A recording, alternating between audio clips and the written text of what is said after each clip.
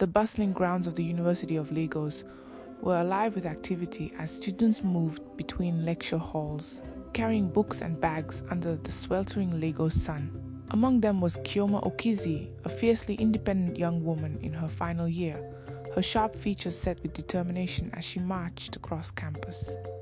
Balancing her heavy textbooks and a small bag, she wove through the crowd with practiced precision. It was then that she collided with him. The impact sent her books flying, papers scattering like leaves across the pavement. Chioma stumbled, her sandals scraping against the concrete. "Watch where you're going," she barked, glaring up at the man responsible. Femi Adeyemi, a lanky young engineering student with a neatly trimmed beard and disheveled short hair, looked equally stunned. "I'm sorry, I didn't see you there," he stammered, crouching down to pick up her scattered papers. "Of course you didn't," Chioma snapped, brushing dust off her blue skirt. "Typical." Femi's face twitched with a mix of embarrassment and frustration. "I said I'm sorry. Here," he muttered, handing back her crumpled notes. Chioma snatched the papers without so much as a thank you, her lips tight with anger. "Just stay out of my way next time." With that, she turned on her heel and stormed off toward her department. Femi watched her go, shaking his head. "Rude," he muttered under his breath, brushing his hands on his jeans before heading to his own class. Later that day, Chioma sat in her small, dimly lit hostel room in Yaba, the evening sun casting a golden glow through the windows. Her bed was covered in papers, and her mother's framed photos sat quietly on her desk. Despite her earlier frustration, her thoughts kept drifting back to the boy she had bumped into, his awkward apology, the look in his eyes as he handed her notes back. A sudden knock at her door startled her. "Who is it?" she called out, narrowing her eyes as she stood up. "It's me, the guy from earlier," came the familiar voice. Chioma opened the door to find Femi standing there, clutching a few more pages of her handwritten notes. "I think these are yours," he said, holding them out. She stared at him, momentarily caught off guard. "How did you know where I stay?" "Your name was on the paper." "And it's a small campus," Femi replied, offering a faint smile. "Relax, I'm not stalking you." Chioma rolled her eyes but took the papers. "Thanks, I guess." "You're welcome," he said, glancing over her shoulder at the cramped room before stepping back. "I just wanted to return these. Have a good evening." Without waiting for a response, he turned and walked away, leaving Chioma standing in her doorway, conflicted. She closed the door, the encounter leaving her feeling unsettled in a way she couldn't quite name. Days passed, and the memory of the collision faded, though something about Femi lingered in Chioma's mind. She told herself it was nothing, a chance encounter with someone she would likely never see again. But fate had other plans. The days following their awkward encounter turned into weeks, and Chioma soon found herself running into Femi far more often than she liked. Whether in the crowded cafeteria, on the busy pathways, or outside the library, his lanky figure seemed to appear at the most inconvenient times. "Are you following me, Femi?" Chioma asked one afternoon, stopping abruptly as she caught him walking a few steps behind her near the Unilag library. Femi grinned, showing off his dimples. "I swear I'm not. It seems fate wants us to keep meeting." Chioma shook her head, her lips curving in the faintest of smiles. "Whatever you say, Mr. Fate." Their interactions grew less tense as the days went by. Chioma found herself enjoying Femi's quiet humor and his knack for sneaking into conversations when she least expected it. Slowly but surely, her walls began to crumble.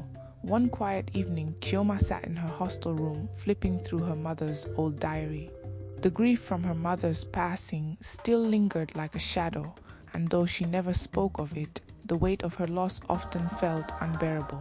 A knock on the door broke the silence. "Femi again?" she muttered, rolling her eyes as she stood to open the door. Sure enough, there he stood, holding a small paper bag and flashing his ever-disarming smile. "You didn't show up at the cafeteria today," he said, handing her the bag. "I brought dinner." Chioma raised an eyebrow but accepted the bag with a shrug. "You don't have to keep doing this, you know." "I know," Femi replied, shoving his hands into his pockets. I want to." That night, they sat together in her small room, sharing rice and stew out of plastic containers. Chioma found herself laughing at his stories of growing up in Mushin, the tough streets, and how his mother struggled to keep him in school. "I want to make something of myself," Femi confessed quietly, staring at the peeling paint on her walls. "I want to invent something big, something that'll change the world. My mom worked too hard for me to settle for less." His words struck a chord in Chioma. She saw the determination in his eyes, a mirror of her own. That night, they shared their first kiss, a moment that felt both comforting and terrifying to Chioma. Months later, Chioma and Femi had settled into a steady rhythm. Femi's car, a beat-up Datsun, often sputtered to life as he picked her up for evening drives around Lagos mainland. They would park near the third mainland bridge, watching the city lights shimmer across the lagoon as they dreamed of a future where they could escape their struggles. One afternoon, Chioma surprised Femi with a gift, a used but functional Toyota Corolla. "You can't keep driving that death trap," she said, handing him the keys. Femi blinked in disbelief, staring at the car parked outside his apartment. "Chioma, you didn't have to do this. I can't accept it." "Don't be silly," Chioma replied, smiling brightly. "Consider it an investment in your dreams." Reluctantly, Femi accepted the gift, though something in his expression seemed tense.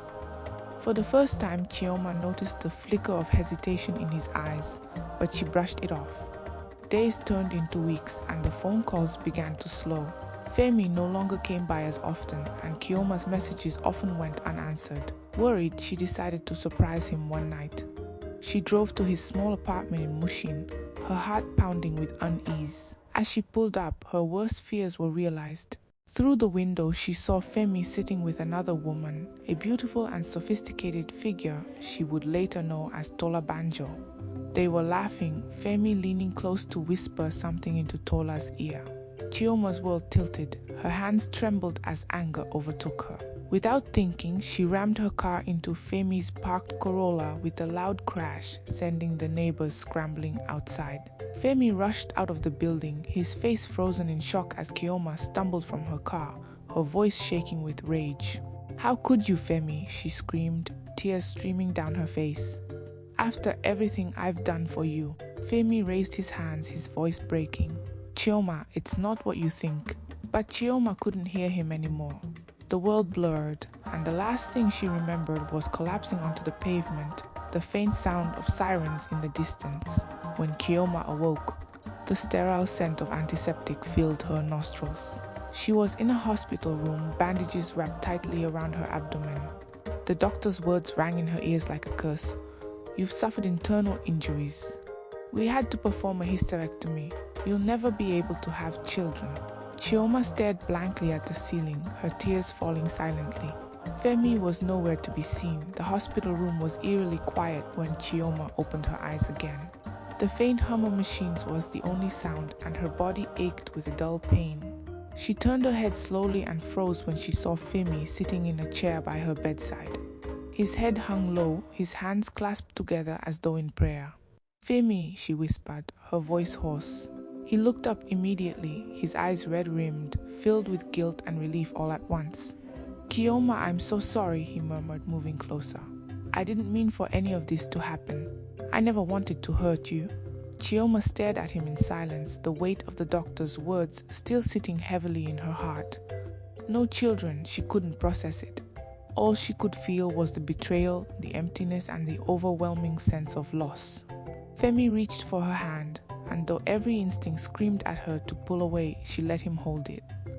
His voice trembled. "I love you, Chioma. I'll spend the rest of my life making this up to you. I promise."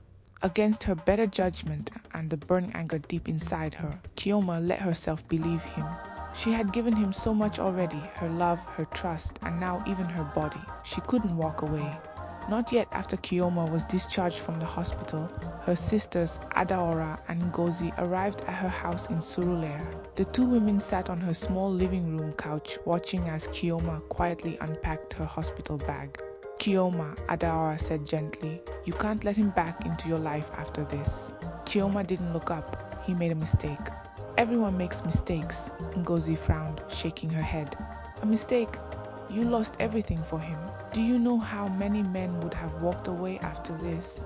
But you're still holding on to him like he's all you have. Chioma finally turned, her voice calm but sharp. Because he is, you don't understand. Femi has dreams, big dreams. I believe in him, and I'm not going to give up on him just because things are hard right now. Ngozi sighed in frustration, but Adaora touched her arm, silencing her. The two sisters exchanged a look that said everything. Chioma was blind, and nothing they said would change her mind. Time passed, and Chioma and Femi fell back into their rhythm, though things were different now. Femi threw himself into his work, obsessing over his invention. A self-charging battery he was sure would revolutionize the world.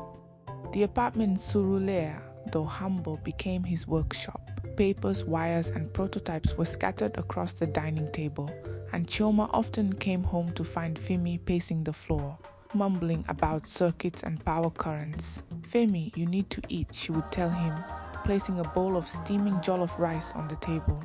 "I will, Chioma, I promise. Just let me finish this," he'd reply, barely looking up from his scribbled notes. Chioma tried to ignore the strain, to remind herself of his promise and the dreams they shared. She worked extra shifts at her government job in Ikoyi, paying for their rent, their food, and any parts Femi needed for his invention. She was the backbone of their life together, and she carried the burden willingly, at least for a while. Months turned into years, and the cracks in their life began to show. The mortgage on their small Surulere house weighed heavily on Chioma's shoulders. Femi's obsession with his invention kept him from earning any income. Friends drifted away. Even her sisters stopped coming around, frustrated by Chioma's refusal to see what they saw. One evening, after another exhausting day at work, Chioma came home to find Femi waiting for her at the door. His eyes were bright with excitement. "Chioma, I've done it," he said, holding up a set of schematics. "I've perfected the prototype. This is it. This is the breakthrough we've been waiting for." Chioma blinked at him, too tired to feel the same enthusiasm. "Femi, that's great, but we need money. I can't keep doing this alone." "I know," he said quickly. "I just need a little more time. I'm going to pitch this to investors soon. People will see how brilliant this is, and everything will change." Chioma nodded numbly, forcing a smile. She wanted to believe him, but something in her was beginning to break. Femi's words felt more like a dream than a promise now, and for the first time, doubt crept into her heart. That night, as Femi worked late into the night, Chioma lay awake in bed, staring at the ceiling. The weight of their struggles pressed down on her chest, and she wondered how much longer she could keep carrying it all. The years passed like a blur, and with every sacrifice Chioma made, the weight on her shoulders grew heavier. Femi's workshop in their Surulere home had swallowed the small dining room entirely. Wires tangled in corners, papers fluttered like forgotten leaves, and half-finished prototypes sat everywhere. The noise of buzzing equipment had become the soundtrack of Chioma's life. Still, she clung to hope. Femi had promised that everything would pay off. His self-charging battery would change their lives. She believed it because she had to. One morning, Chioma woke up to find Femi already dressed. He stood by the window, staring outside as though lost in thought. "What's wrong?" Chioma asked groggily, pulling herself up from the bed. Femi turned to her, his face unreadable. "I have a meeting today with someone who might help the project." Chioma frowned. "A meeting with who?" "An old classmate," he replied carefully. "She works with investors now. She reached out to me." The word "she" hung in the air like an omen, and Chioma's instincts flared. "Who is this classmate?" Femi hesitated just long enough for her suspicion to deepen. "It's Tola Banjo." Chioma's blood ran cold at the name. Memories of that night, finding Femi with Tola, ramming her car into his, came flooding back. She fought to steady her voice. "Why her, Femi, of all people?" "She's the one with connections," he explained, his tone soft but resolute. "She works with Lagos Tech Ventures now, and she believes in the battery. I need this chance, Chioma, for us." Chioma turned away, her hands trembling. "This doesn't feel right," she muttered. "I don't trust her." Femi walked to her and gently took her hands. "You have to trust me, Chioma. I know what I'm doing. This could be it. This could change everything." Later that day, Chioma sat at her desk in her government office in Ikoyi, staring blankly at her computer screen. She couldn't focus on the reports in front of her. Images of Tola Banjo, beautiful, confident, and polished, kept invading her thoughts. Femi's words replayed in her mind, but they offered no comfort. Her sisters, Adaora and Ngozi, were waiting for her when she got home that evening. The tension in Chioma's face was unmistakable. "What is it this time?" Adaora asked as she poured Chioma a glass of water. Chioma sat heavily on the couch, her voice tight. "Femi's working with Tola Banjo." Ngozi nearly dropped the plate she was holding. "What, that same woman? After everything?" "He says she's helping him pitch to investors," Chioma replied, though her tone betrayed her unease. Adaora scoffed, her expression dark. "Chioma, this man is dragging you down. Do you not see it? He's still tangled up with that woman." "You don't know that," Chioma snapped defensively. "You don't know what he's trying to do for us." "Chioma," Ngozi said softly, sitting beside her, "at what point do you stop sacrificing yourself? How much more will you give before there's nothing left of you?" Their words rattled her, but Chioma couldn't let them take root. She pushed them away, clinging to the image of Femi finally succeeding, finally making everything worthwhile. 2 weeks later, Chioma found a small gold-embossed card tucked into the pocket of Femi's coat while doing laundry. It was from Lagos Tech Ventures, Tola Banjo's company. Her hands shook as she read the note, written neatly in black ink. "Looking forward to our next meeting. Tola." Chioma froze. The card felt like a dagger twisting in her chest. Her worst fears were materializing, and for the first time, anger rose to the surface like a storm. That evening, when Femi returned home, Chioma confronted him. "You've been meeting her privately, haven't you?" she accused, holding up the card. Femi blinked in surprise, then frowned. "Chioma, it's not what you think. Tola is helping me connect with investors. That's all." "That's all?" Chioma shouted, her voice trembling. "Why didn't you tell me about this card? About how close you two are working? Do you think I'm stupid?" Femi sighed, frustration evident in his expression. "You're overreacting. I'm doing this for us. For the future we've both dreamed of." Chioma's hands dropped to her sides, the fight momentarily leaving her. "I've given you everything, Femi," she whispered. "Everything, and all I've gotten in return is lies." Femi didn't respond. He turned and walked to his workshop, leaving Chioma alone in the living room, her anger now mixed with deep hurt and growing resentment. That night, as she lay awake, Chioma felt something shift within her. The trust she had poured into Femi all these years was starting to crack.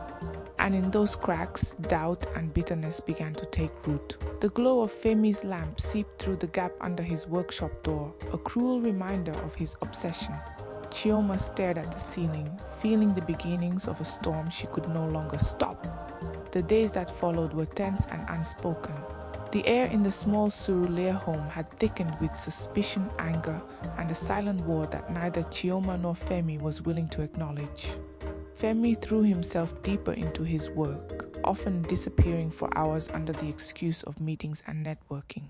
Chioma, meanwhile, found herself spiraling. At night, she would lie awake, staring at the ceiling while listening to the faint hum of Femi's equipment. The once reassuring sounds of his hard work now grated at her, a bitter reminder of the sacrifices she had made for him. Sacrifices that felt increasingly pointless. One Friday afternoon, Chioma's younger sister, Ngozi, arrived unannounced. She stood at the doorway, hands on her hips, frowning as she took in the cluttered, chaotic state of the house. "Chioma, what is all this?" she asked, motioning to the scattered wires and tools. "Your dining table looks like a dump site." Chioma shrugged, exhaustion etched across her face. "It's Femi's work. He's close to making the battery work, he says." Ngozi sighed heavily. "And you believe that? You've been carrying this man for years, Chioma. You're losing yourself." "Don't start, Ngozi," Chioma replied, a sharp edge in her voice. "No, I will start," Ngozi shot back. "How long are you going to let him use you? He's still meeting with that woman, Tola, or whatever her name is. I don't trust him, and neither should you." Chioma turned sharply to face her. "Stop it, Femi isn't cheating on me. He's working to make us successful." Ngozi stared at her sister for a long moment before shaking her head. "I pray you're right, but I don't think you'll like where this road is leading." The breaking point arrived just days later. Chioma's family, who ran a small but successful catering business, had offered Femi a temporary delivery job. It wasn't glamorous, but it would bring in a little money, something they desperately needed. "Please, Femi," Chioma had said, handing him the catering schedule. "Just for a little while, until we're back on our feet." Reluctantly, Femi agreed. That morning, he loaded food into the catering truck and set off toward Victoria Island, where the delivery was scheduled. Chioma felt a small sliver of hope. Maybe this was Femi's chance to reconnect with reality. But Femi's phone buzzed halfway through the drive. "It was Tola Banjo, Femi," she said urgently. "Chief Onikoyi wants to meet you this afternoon. He's reconsidering your battery proposal." "This is the moment we've been waiting for." Femi hesitated. The catering truck rumbled beneath him, Chioma's words still fresh in his mind. But the allure of success, the dream he had chased for so long, was too strong to ignore. "I'll be there," he said, turning the truck around. When the catering company called Chioma later that afternoon, she felt her stomach drop. "Your husband never showed up, madam," the manager said angrily. "We've lost the client and this contract is finished. We're sorry, but we can't work with unreliable people." Chioma sat at her desk in stunned silence. For the first time in years, a cold realization washed over her. Femi had chosen his dreams over her. Again, when Femi returned home late that night, his face lit up with excitement as he burst through the door. "Chioma, I did it," he exclaimed. "Chief Onikoyi, he's offering me 200 million for the battery design. This is everything we've been working for." Chioma stood in the middle of the room, her face pale with fury. "Everything you've been working for," she whispered, her voice deadly quiet. "Do you know what you've done?" Femi froze, his smile faltering. "What are you talking about?" "You abandoned the catering job today. You ruined my family's business contract," Chioma hissed, her voice rising. "After everything I've sacrificed for you, for us, you've thrown it all away for her. Tola had nothing to do with this." Femi snapped. "I did this for us. For our future," Chioma laughed bitterly, tears stinging her eyes. "Our future? You mean your future? I mortgaged this house for you. I gave up my life for you. And all I get in return is this? Lies and betrayal?" Femi's expression hardened. "I turned down the money because I want to license the battery. This is bigger than you or me, Chioma. I need you to understand that." Chioma stepped closer, trembling with rage. "Understand? I don't understand anything anymore, Femi. You've lied to me. You've taken everything from me. And I have nothing left to give you." For a long moment they stared at each other, the silence filled with years of bitterness, resentment, and pain. Finally, Chioma picked up her coat and walked toward the door. "I want a divorce," she said quietly, her voice barely above a whisper. Femi watched helplessly as she stepped out of the house, slamming the door behind her. That night, Chioma drove aimlessly through the dark streets of Lagos, tears streaming down her face. The man she had given her entire life to had betrayed her, and the life she had built was now falling apart. Meanwhile, Femi sat alone in the house that Chioma's sacrifices had paid for, his hands trembling as he realized just how much he had lost. The days after Chioma left felt like a blur to Femi. He sat alone in the Surulere house, surrounded by prototypes of his battery, papers strewn across the floor like forgotten dreams. The silence was oppressive, a cruel contrast to the hum of Chioma's presence that once filled their home. Femi tried to focus, to throw himself back into his work, but guilt gnawed at him. He would stare at the door, half expecting her to return, but it remained shut. The reality of the divorce began to sink in. Chioma was gone. In the weeks that followed, Femi fell further into despair. Without Chioma's income, bills piled up and the mortgage became impossible to sustain. He tried to reach out to her, leaving messages she never returned. The once proud inventor now found himself sleeping on a friend's couch in Mushin, clutching his tattered schematics for the battery. And then Tola Banjo returned. "Femi," she said one afternoon as they sat at an upscale cafe in Victoria Island, her sharp features softened with sympathy. "You've hit rock bottom, but this is your moment. Chief Onikoyi is still interested. He believes in your design and so do I." Femi stared at her warily, the bitterness in his heart mixing with exhaustion. "I turned him down once already. I wanted more than just money." And you'll still get more, Tola pressed, her voice steady. Onikoyi is offering you 1 billion to develop the battery further. You'll keep your intellectual property. You can license the technology like you wanted. This is your chance, Femi. He hesitated, doubt flickering across his face. I can't do this, not without her. Tola leaned forward, her voice gentle but firm. Chioma made her choice, Femi. It's time you made yours. Femi signed the deal days later. 1 billion, it felt surreal. He moved into a sprawling mansion in Banana Island, Lagos's most exclusive neighborhood, the home paid for in cash. Reporters began calling him the next big tech entrepreneur, lauding his invention as a breakthrough in Nigerian innovation. Investors circled like vultures, eager to be part of his success. Despite his new wealth, Femi couldn't enjoy it fully. As he stood on the balcony of his mansion one evening, overlooking the calm waters of the Atlantic, he thought of Chioma. The sacrifices she made haunted him. She had believed in him when no one else did, and now that success had come, she wasn't there to see it. Meanwhile, Chioma sat alone in the small apartment she had rented in Ikeja, far from the life she had once built with Femi. The news of his sudden success came to her through social media, where his face was splashed across headlines. Young inventor Femi Adeyemi secures 1 billion deal with Lagos Tech Ventures. Chioma stared at the screen, her chest tightening with a mix of disbelief, rage, and regret. All those years, all my sacrifices, and he gives the credit to her. She scrolled further and saw photos of Femi and Tola together, smiling at press events, posing in front of the Lagos Tech Ventures logo. Tola's hand rested on Femi's arm like it belonged there, as though Chioma's years of struggle and pain had never happened.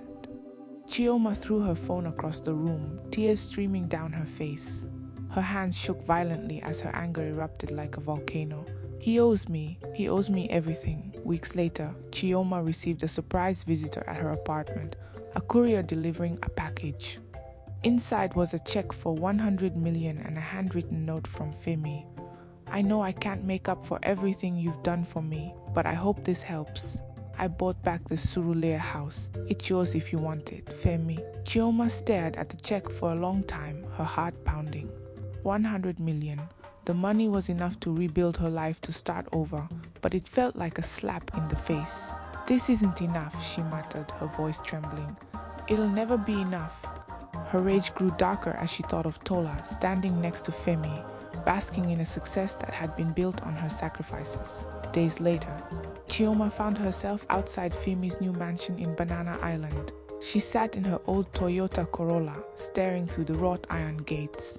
The house loomed large, pristine, and perfect, a symbol of everything she had lost. When the gates swung open and a sleek black SUV drove out, Chioma saw her, Tola Banjo. The woman sat in the passenger seat, laughing at something Femi said as he drove. Chioma gripped the steering wheel tightly, her knuckles white. A single thought ran through her mind. This isn't over. I'll make them pay for what they've done to me. Chioma sat in the dim light of her apartment in Ikeja, surrounded by silence. Her world had become a prison of bitterness and regret. Femi's success was now everywhere, on billboards, newspapers, and even on TV. The once broke engineer who had begged for her sacrifices was now the face of innovation in Nigeria. Every mention of his name was salt on her wounds. Every photo of him with Tola Banjo was a knife in her heart. Chioma poured herself a glass of water, her hand trembling as she tried to steady her breathing. She picked up the check Femi had sent her, the 100 million that sat accusingly on her table. This is his way of wiping me out of his life, she muttered to herself. Like I was nothing but a stepping stone. Her thoughts spiraled deeper into anger. How dare he buy back my sacrifices? How dare he move on with her like I never existed? Days later, Chioma found herself outside Lagos Tech Ventures headquarters in Victoria Island, her Toyota Corolla parked a safe distance from the glass and steel skyscraper. She sat there for hours, watching for him, watching for her. It wasn't long before she saw Femi walking out of the building, Tola by his side. They looked every bit the picture-perfect couple, Femi in a crisp designer suit, Tola in a fitted skirt and blouse, her heels clicking confidently on the pavement. They laughed together, their smiles bright as the cameras flashed, capturing Femi's every step. Chioma gripped the steering wheel tightly, her nails digging into the leather. That should have been me. The following evening, Chioma appeared at the mansion in Banana Island. Dressed in a modest black gown, her braided hair pulled back tightly, she stood at the gates with a box in her hand. The security guard hesitated before letting her in, recognizing her name. When Femi appeared at the door, his expression froze. "Chioma, what are you doing here?" Chioma smiled faintly, though her eyes burned with anger.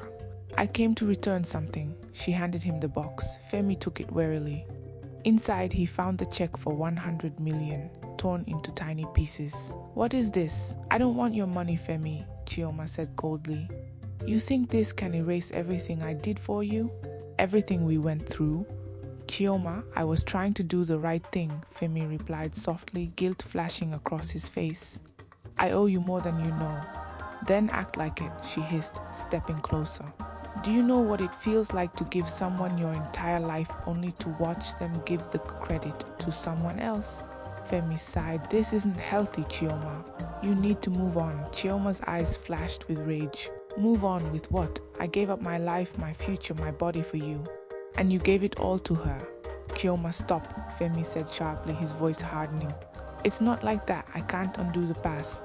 "No," Chioma whispered, her voice trembling. "But you'll regret this. Both of you." She turned and walked back toward her car, leaving Femi staring after her, shaken. Tola Banjo stood in the doorway, having watched the entire exchange. "She's obsessed with you, Femi," she said quietly, her arms crossed. "This isn't going to stop." "I'll handle it," Femi replied, though his voice lacked conviction. The next few weeks were marked by chaos. Chioma's obsession grew darker.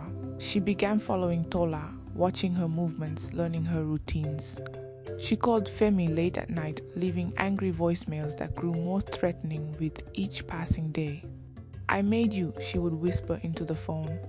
"And I'll destroy you."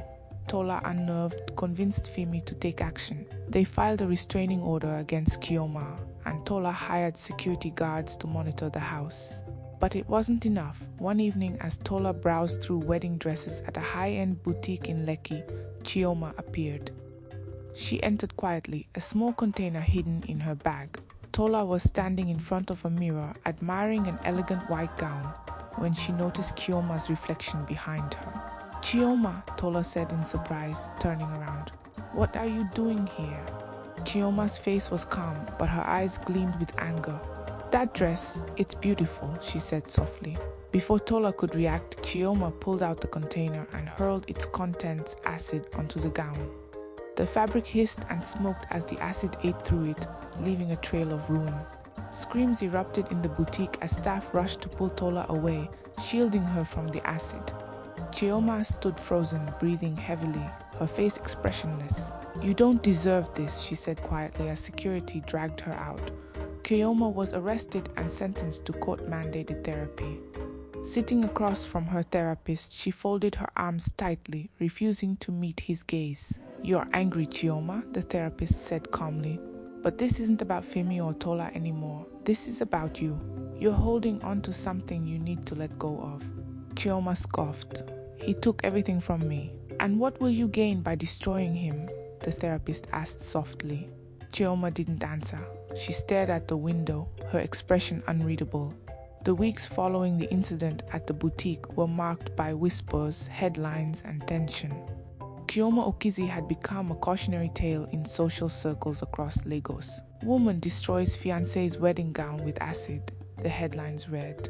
But to Chioma, the public's judgment was a distant hum compared to the storm raging within her. The court-mandated therapy sessions had done little to ease her growing resentment. She sat in those sessions silent and steely, refusing to admit she was wrong. The therapist's calm voice only angered her more. "Why don't you tell me what you're feeling, Chioma?" he asked one day, his pen tapping gently against his notepad. "I feel nothing," Chioma said flatly, her eyes fixed on the window. "I did what I had to do," the therapist sighed, scribbling something before setting down his pen. "You're angry because you feel robbed. But anger unchecked will destroy you, Chioma." "It's already started," Chioma scoffed. "No, it's not me being destroyed, it's him. And I'll make sure of it." Meanwhile, preparations for Femi and Tola's wedding continued. The media fawned over the event, hailing it as a union of Nigeria's bright minds, the billionaire tech innovator and the accomplished business executive. Their perfect lives were paraded across glossy pages and social media. Chioma watched every update with a burning intensity. The images of Tola smiling in designer outfits, standing proudly next to Femi, were unbearable. Each click, each scroll, fed the obsession growing within her. Her sisters Adaora and Ngozi tried one last time to intervene. "Chioma, stop this," Adaora pleaded as she visited Chioma's apartment. "You're spiraling and it's terrifying. Femi has moved on, you need to let him go." Chioma's laugh was hollow, echoing through the small room. "Move on? I gave that man everything. My money, my future, my body, and now he stands with her while I sit here with nothing?" Ngozi's voice trembled as she tried to reason with her. "You'll destroy yourself, Chioma. This isn't love anymore, this is madness." Chioma turned to them, her face unreadable. "Don't worry about me, I know exactly what I'm doing." Her sisters exchanged a look of helplessness. They could see that the woman they loved had vanished, replaced by someone unrecognizable. On the eve of Femi and Tola's wedding, Chioma sat in the darkness of her apartment, her eyes fixed on a photo of Femi she had torn from a newspaper. The words "Nigerian tech visionary" were emblazoned beneath his smiling face. Her fingers traced his image as she whispered, "It should have been me." As the hours stretched on, a single plan crystallized in her mind. She had tried confronting him. She had tried taking legal action. Now there was only one way left to make him pay. The morning of the wedding dawned bright and clear. The event was a grand affair held at a luxurious venue in Victoria Island. High-profile guests arrived in sleek cars, photographers clicking away as elegantly dressed dignitaries and celebrities filed into the decorated hall. Femi stood at the altar, dressed in a tailored white agbada with gold embroidery. His expression was calm, though he stole occasional glances at Tola, radiant in her flowing lace gown. The hall buzzed with joy, the air electric with celebration. What they didn't know was that Chioma had spent the night watching, waiting. At Chioma's apartment, her sisters grew frantic. They had come to check on her early that morning, only to find the door open, the room empty, and Chioma's phone smashed on the floor. "Oh God," Ngozi whispered, panic rising in her voice. "Where is she?" Adaora's face turned pale. "She's gone to the wedding. We need to stop her." Back at the venue as the ceremony began, security guards stationed near the entrance noticed a figure lingering outside the gates. It was Chioma. She wore a simple black dress, her face calm but her eyes blazing with purpose. "Madam, you can't enter here," one of the guards said firmly, stepping in front of her. Chioma didn't respond. Instead, she reached into her bag, pulling out a folded wedding program she had managed to obtain earlier. In the background, the sound of distant applause echoed as Femi and Tola exchanged vows. Inside the hall, Femi glanced up for the briefest moment, as though sensing something. Chioma stood frozen at the gates, her hands trembling as the voices of her past whispered in her ears, her mother's sacrifices, her years of support, her shattered dreams. This is the moment they'll all remember. But before she could make another move, a black SUV screeched to a halt nearby. Adaora and Ngozi rushed out, yelling for the guards to stop her. "Chioma!" Adaora cried, grabbing her sister's arm. "It's over, stop this madness." Chioma's face contorted with emotion, rage, pain, and helplessness, all fighting for control. For a moment, her gaze flickered toward the decorated hall, where cheers erupted as the newlyweds kissed. Chioma let out a low, anguished cry and fell to her knees, her shoulders shaking. Adaora knelt beside her, holding her tightly as Ngozi spoke quietly to the guards, urging them to give them space. The cheers from the wedding hall seemed to fade into the distance, leaving only Chioma's sobs echoing in the quiet. Later that day, as the sun began to set over Victoria Island, Chioma sat silently in her sister's car, staring blankly out of the window. The gates of the wedding venue disappeared behind them, but the storm within her refused to settle. In her lap, she clutched the torn remains of the wedding program, her tears drying on her face. Adaora glanced at her through the rearview mirror, her voice soft. "Chioma, please, let this go." Chioma didn't respond. She simply closed her eyes, her face set in a mask of emptiness. In the distance, the echoes of a perfect wedding rang across Lagos, a wedding Chioma believed should have been hers. The newlyweds Femi and Tola wasted no time in escaping Lagos chaos. They set off for their honeymoon aboard a private yacht, chartered to sail along the serene coastlines of Lekki and beyond. The yacht, a sleek and modern vessel, cut through the gentle waves of the Atlantic Ocean as the sun dipped below the horizon, painting the water in hues of gold and crimson. Femi stood on the deck, a soft breeze tugging at his crisp white linen shirt. He felt an unfamiliar peace settling over him, as though the weight of years of struggle had finally been lifted. Beside him, Tola leaned against the railing, her smile bright as she watched the sea. "It's beautiful out here," she said softly, taking his hand. Femi squeezed her fingers gently, turning to face her. "We deserve this, Tola. After everything, we finally made it." But deep down, a part of Femi's mind refused to settle. Despite his success, despite Tola's unwavering support, he couldn't stop thinking about Chioma. Her face haunted him, her anger like a shadow looming over every step he took forward. Tola noticed his distraction and tilted her head. "Femi, you're thinking about her, aren't you?" Femi sighed, running a hand through his hair. "I can't help it. I never meant for things to end this way." "I just stop," Tola interrupted gently, resting a hand on his arm. "You can't keep carrying her guilt with you. You've done everything you could. She made her choices. It's time to live your life." Femi nodded, though the knot in his chest remained. He looked back at the horizon, unaware that this moment of calm was about to be shattered. Hours later, as the crew prepared dinner below deck, Tola excused herself to freshen up, leaving Femi alone on the deck. The silence of the ocean stretched around him, the only sounds the gentle lapping of waves against the yacht. He closed his eyes, breathing deeply. Then he heard it, a faint thud. Femi's eyes snapped open. He turned toward the stern, where the shadows were deepest, his heart beginning to race. "Hello," he called out, his voice cutting through the quiet silence. "Maybe it's the crew," he muttered to himself, brushing off the unease. But as he turned back toward the bow, a figure emerged from the darkness. It was Chioma. Femi froze, his blood turning to ice. She stood there, cloaked in black, her hair whipping around her face in the wind. Her eyes blazed with a mix of fury and pain, and in her hand she held a small pistol, its barrel gleaming in the moonlight. "Chioma," Femi whispered, his voice trembling. "What are you doing here?" "You thought you could leave me behind," Chioma said quietly, stepping closer. "You thought you could run away and pretend I never existed." "Chioma, listen to me." "No," she screamed, her voice echoing across the water. "I gave you everything, Femi. I sacrificed my life for you, and you replaced me with her." "Please," Femi said, raising his hands in surrender, his eyes darting toward the stairs. "You don't have to do this." "Do what?" Chioma asked, her voice trembling with emotion. "Make you understand. You owe me, Femi, and I'm here to collect." Tola's footsteps rang out as she emerged onto the deck, her smile faltering instantly when she saw Chioma. "What's going on here?" Chioma turned her gaze to Tola, the hatred in her eyes unmistakable. You took everything from me." "Chioma, put the gun down," Tola said cautiously, taking a step closer to Femi. "You don't want to do this." "Don't tell me what I want," Chioma spat. "You don't know me. You don't know what I've been through." Tola's voice remained calm, though her hands trembled. "This won't change anything, Chioma. You need help."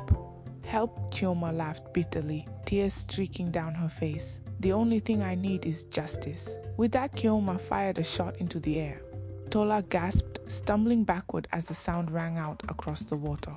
The crew, startled by the gunshot, began shouting below deck. "Get off this boat!" Chioma screamed at them, waving the gun.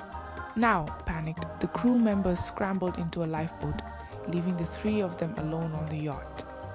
The silence that followed was deafening. "Chioma, please," Femi said, stepping toward her. "This isn't you.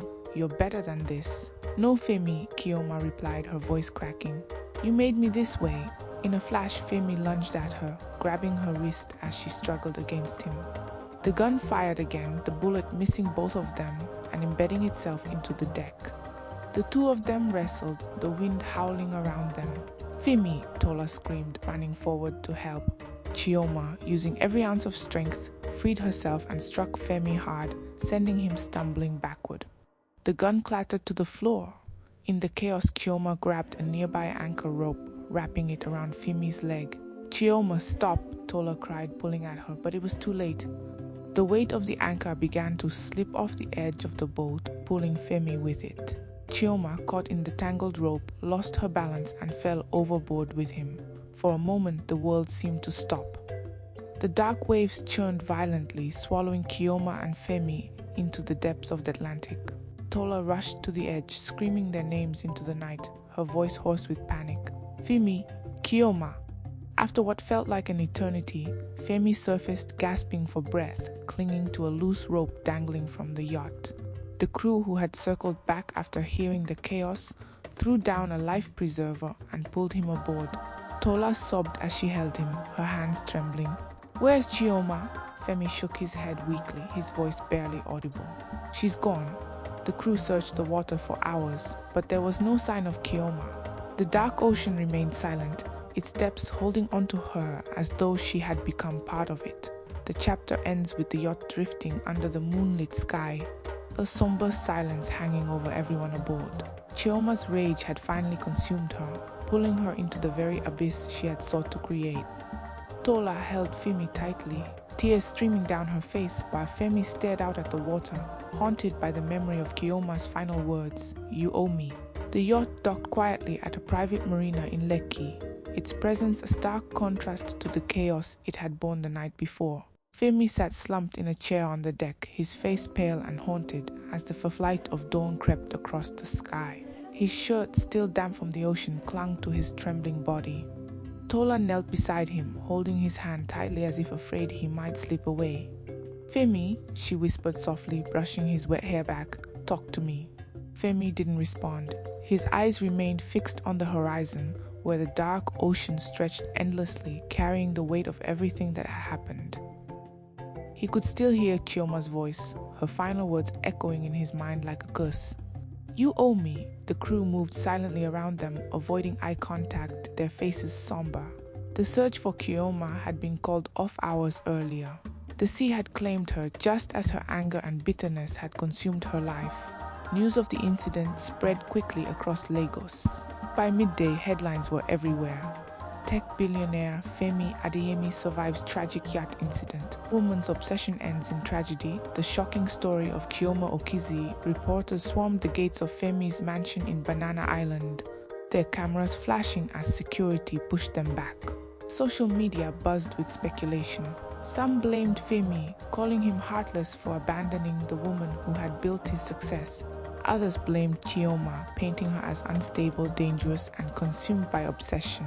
Inside the mansion, Femi sat alone in his living room, staring blankly at a photo he still had of Chioma. It was taken in their early years, back when she had smiled with hope, back when love and dreams had bound them together. Tola entered quietly, placing a cup of tea on the table in front of him. "You can't keep torturing yourself like this, Femi," she said gently. Femi shook his head, his voice barely a whisper. "It's my fault, Tola. I pushed her to this." "No," Tola said firmly, sitting beside him. "Chioma made her choices. You tried to help her and she refused it. You can't carry the blame for her anger. That wasn't your burden to bear." Femi looked at her, tears welling in his eyes. "She gave me everything, Tola. She believed in me when no one else did. And I destroyed her." Tola held his hand tightly. "You didn't destroy her, Femi. She let her bitterness destroy herself. You can't change what happened, but you can honor her sacrifices by living better." Her words offered little comfort. No matter how much he tried to rationalize it, Femi couldn't shake the guilt that settled like a stone in his chest. In the weeks that followed, Chioma's funeral took place in her family's hometown. Femi stood quietly at the back of the gathering, unseen by most. He watched as Chioma's sisters, Adaora and Ngozi, sat beside her grave, their faces etched with sorrow and anger. When the ceremony ended, Adaora approached him, her expression cold. "You have some nerve showing up here." "I just wanted to pay my respects," Femi said softly, his voice breaking. Adaora shook her head, tears glistening in her eyes.